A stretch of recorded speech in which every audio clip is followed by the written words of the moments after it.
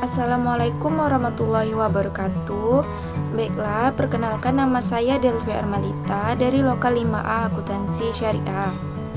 Di sini saya akan membahas tentang manajemen risiko pembiayaan syariah. Nah, teman-teman, sebelum kita membahas lebih lanjut, kita harus tahu dulu apa itu pembiayaan.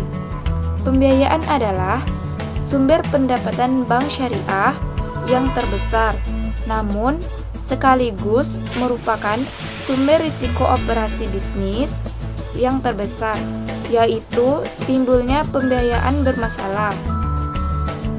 Karena dengan adanya pembiayaan bermasalah, bukan saja menurunkan pendapatan bagi bank syariah, tetapi juga akan berdampak pada kesehatan bank syariah dan pada akhirnya akan merugikan nasabah penyimpan. Selanjutnya, oleh karena itu diperlukan manajemen risiko untuk mengidentifikasi, mengukur, memantau, dan mengendalikan risiko yang sesuai dengan kegiatan usaha perbankan syariah.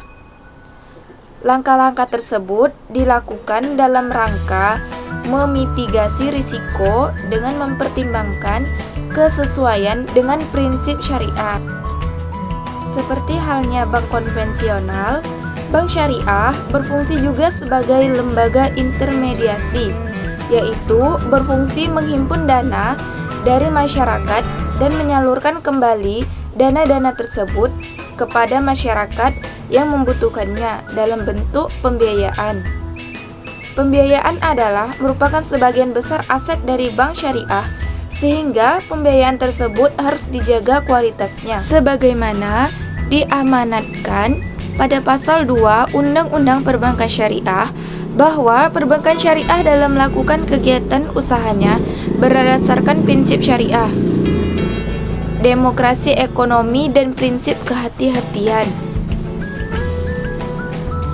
Pada penjelasan pasal 2 Undang-Undang Perbankan Syariah, yang dimaksud dengan prinsip kehati-hatian adalah pedoman pengelolaan bank yang wajib dianut guna mewujudkan perbankan yang sehat, kuat, dan efisien sesuai dengan ketentuan peraturan perundang-undangan. Dari berbagai sumber dapat disimpulkan bahwa yang dimaksud dengan prinsip kehati-hatian adalah pengendalian risiko melalui penerapan peraturan perundang-undangan dan ketentuan yang berlaku secara konsisten. Pembiayaan adalah suatu proses mulai dari analisis kelayakan pembiayaan sampai kepada realisasinya. Namun, realisasi pembiayaan bukanlah tahap terakhir dari proses pembiayaan. Setelah realisasi pembiayaan, maka bank syariah perlu melakukan pemantauan dan pengawasan pembiayaan, karena dalam jangka waktu pembiayaan tidak mustahil terjadi pembiayaan bermasalah dikarenakan beberapa alasan. Bank syariah harus mampu menganalisis penyebab pembiayaan bermasalah sehingga dapat melakukan upaya untuk melancarkan kembali kualitas pembiayaan tersebut. Analisa pembiayaan sendiri adalah suatu kajian untuk mengetahui kelayakan dari suatu proposal pembiayaan yang diajukan nasabah. Melalui hasil analisis dapat diketahui apakah usaha nasabah tersebut layak, dalam arti bisnis yang dibiayai diyakini dapat menjadi sumber pengembalian dari pembiayaan yang diberikan. Jumlah pembiayaan sesuai kebutuhan baik dari sisi jumlah maupun penggunaannya, serta tepat struktur pembiayaannya sehingga mengamankan risiko dan menguntungkan bagi bank syariah dan nasabah. Dalam menganalisa pembiayaan harus diperhatikan kemauan dan kemampuan nasabah untuk memenuhi kewajibannya serta terpenuhinya aspek ketentuan syariah. Bank syariah dalam menyalurkan pembiayaan wajib menempuh cara-cara yang tidak merugikan bank syariah dan kepentingan nasabah yang mempercayakan dananya. Risiko pembiayaan bermasalah dapat diperkecil dengan jalan salah satunya melakukan analisa pembiayaan. Nah, teman-teman, analisa pembiayaan merupakan tahap preventif yang paling penting dan dilaksanakan dengan profesional, dapat berperan sebagai saringan pertama dalam usaha bank menangkal bahaya pembiayaan bermasalah. Kelayakan pembiayaan merupakan fokus dan hal yang terpenting di dalam pengambilan keputusan pembiayaan karena sangat menentukan kualitas pembiayaan dan kelancaran pembiayaan. Tahapan itu sendiri yaitu dilalui pada saat pembiayaan yang disalurkan kepada nasabah penerima fasilitas oleh bank syariah, yaitu sebagai berikut. 1. Sebelum pemberian pembiayaan diputuskan oleh bank syariah, yaitu tahap bank syariah melakukan analisis atas permohonan pembiayaan calon nasabah penerima fasilitas. Tahapan ini disebut tahapan analisa pembiayaan. 2. Setelah pembiayaan diputuskan oleh bank syariah, maka dilanjutkan dengan pembuatan perjanjian pembiayaan yang diikuti dengan pengikatan agunan untuk pembiayaan yang diberikan ini. Sedangkan tahap ini disebut dengan tahap dokumentasi pembiayaan. 3. Setelah perjanjian pembiayaan ditandatangani oleh kedua belah pihak dan dokumentasi pengikatan agunan pembiayaan telah selesai dibuat, maka selama pembiayaan itu digunakan oleh nasabah penerima fasilitas sampai jangka waktu pembiayaan belum berakhir, bank syariah melakukan monitoring. Nah, tahap ini disebut tahap pengawasan dan pengamanan pembiayaan. Terakhir, ada kalanya pembiayaan yang telah dinikmati nasabah penerima fasilitas masuk dalam kriteria pembiayaan bermasalah, maka bank syariah berupaya untuk memulihkan kondisi tersebut. Tahapan ini disebut tahapan penyelamatan dan penagihan pembiayaan. Kemudian tahap 1, 2, dan 3 adalah merupakan tahap preventif atau tahapan pencegahan bagi bank syariah agar pembiayaan tersebut tidak masuk kriteria pembiayaan bermasalah. Sedangkan tahap keempat merupakan tahapan represif setelah pembiayaan tersebut menjadi pembiayaan bermasalah. Kemudian ada beberapa pendekatan analisis pembiayaan yang dilakukan oleh pengelola bank syariah, yaitu 1. Pendekatan jaminan. Artinya, bank dalam memberikan pembiayaan selalu memperhatikan kuantitas dan kualitas jaminan yang dimiliki oleh peminjam. 2. Pendekatan karakter. Artinya, bank mencermati secara sungguh-sungguh terkait dengan karakter nasabah. 3. Pendekatan kemampuan pelunasan. Artinya, bank menganalisis kemampuan nasabah untuk melunasi jumlah pembiayaan yang diambil. 4. Pendekatan dengan studi kelayakan. Artinya, bank memperhatikan kelayakan usaha yang dijalankan oleh nasabah peminjam. 5.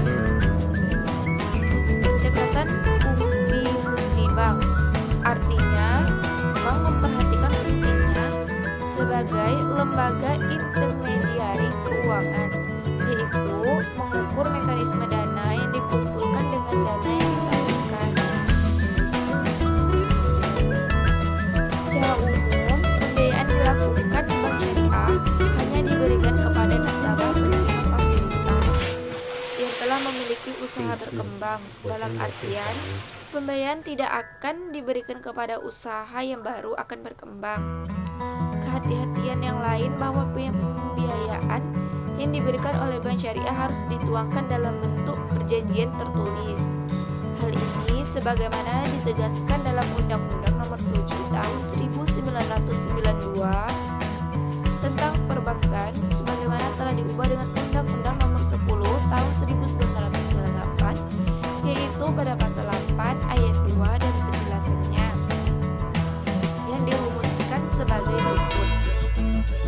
umum wajib memiliki dan menerapkan pedoman perkreditan dan pembiayaan berdasarkan prinsip syariah sesuai dengan ketentuan yang ditetapkan oleh Bank Indonesia, dan penjelasannya sebagaimana dirumuskan sebagai berikut. Pokok-pokok ketentuan yang ditetapkan oleh Bank Indonesia memuat antara lain: A. Pemberian kredit atau pembiayaan berdasarkan prinsip syariah dibuat dalam bentuk perjanjian tertulis mengacu pada penjelasan pada pasal 8 ayat 2 Undang-Undang Perbankan tersebut. Maka dalam praktik perbankan syariah, pemberian pembiayaan wajib dituangkan dalam perjanjian pembiayaan secara tertulis karena terkait dengan fungsinya sebagai alat bukti bagi para pihak yang membuatnya.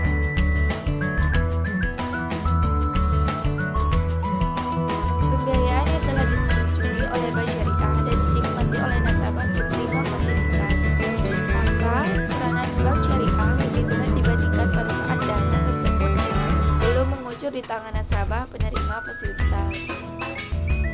Untuk menghindari terjadinya kegagalan pembiayaan, maka Bank Syariah harus melakukan pembinaan dan reguler monitoring, yaitu dengan cara monitoring aktif dan monitoring pasif. Nah teman-teman, mungkin sebagian kita banyak yang tidak tahu apa itu monitoring aktif, apa itu monitoring pasif. Nah sebelum lanjut, yang pertama saya akan menjelaskan tentang monitoring aktif terlebih dahulu, yaitu monitoring aktif menghubungi nasabah secara reguler, memantau laporan keuangan secara rutin, dan memberikan laporan keuangan nasabah atau call report kepada komite pembiayaan dan supervisor. Sedangkan monitoring pasif sendiri yaitu memonitoring pembayaran kewajiban nasabah kepada Bank Syariah setiap akhir bulan, bersamaan pula diberikan pembinaan dengan memberikan saran, informasi maupun pembinaan teknis yang bertujuan untuk menghindari kegagalan pembiayaan. Terakhir, pada sisi aktiva, neraca Bank Syariah, bagian terbesar dana operasional setiap Bank Syariah, disalurkan dalam bentuk pembiayaan. Kenyataan ini menggambarkan bahwa pembiayaan adalah sumber pendapatan bank yang terbesar, namun sekaligus merupakan sumber risiko operasi bisnis yang terbesar. Pembiayaan bermasalah bahkan menjadi kategori macet menjadi masalah bagi Bank Syariah, karena dengan adanya pembiayaan bermasalah bukan saja menurunkan pendapatan bagi Bank Syariah, tetapi juga menggerogoti jumlah dana operasional dan likuiditas keuangan Bank Syariah, yang akhirnya akan menggoyahkan kesehatan Bank Syariah dan pada akhirnya akan merugikan nasabah penyimpan atau nasabah investor. Hal ini dikarenakan sebagian besar dana yang dipergunakan oleh Bank Syariah dalam menyalurkan dana dalam bentuk pembiayaan adalah dana nasabah penyimpan atau nasabah investor. Nah teman-teman, mungkin hanya itu yang dapat saya sampaikan. Saya menjelaskan bagian yang poin-poin penting saja. Untuk teman-teman yang belum paham, bisa baiklah, hanya itu yang dapat saya sampaikan. Lebih dan kurang saya mohon maaf. Saya akhiri. Wassalamualaikum warahmatullahi wabarakatuh.